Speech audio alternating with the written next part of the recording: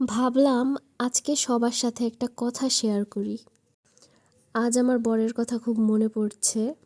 আর মনে পড়ার কারণটা কি জানো? আজকে আমার জন্মদিন, হ্যাঁ। আজকে আমার জন্মদিন। আমার মানে কি বলবো, আমার ফ্রেন্ড সার্কেল, যাদেরকে আমি ভালোবাসি, অ্যান্ড আমার ফ্যামিলি, কারোর মনেই নাই যে আজকে আমার জন্মদিন। অথচ আমার বরের ঠিকই মনে আছে। এখন পর্যন্ত একটা মানুষ আমাকে উইশ করেনি, শুধুমাত্র আমার বর আর আমার বড় আপু ছাড়া।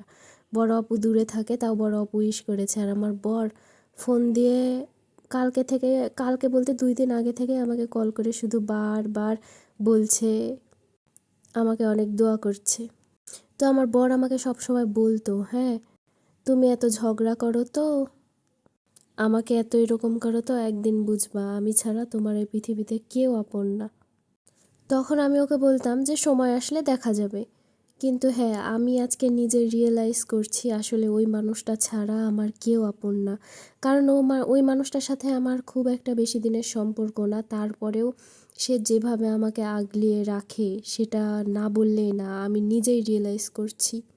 আমার সবসময় ভালো লাগা, মন্দ লাগা, আমি কিসে খুশি থাকবো, কিসে অখুশি থাকবো, সবটাই সে সব সময় মেনে নিয়ে থাকার চেষ্টা করে। এমনকি আমার মন খারাপ হইলে আমি কি চাই না চাই সব কিছুই সে বুঝতে পারে। সে আমাকে বারবার বলতো, হ্যাঁ, তো আমি বলতাম সময় আসলে বোঝা যাবে তুমি আমাকে ভালোবাসো না। কিন্তু আজকে আমি আসলে নিজে উপলব্ধি করতে পারলাম সে ছাড়া দুনিয়াতে আসলেই কেউ আপন না।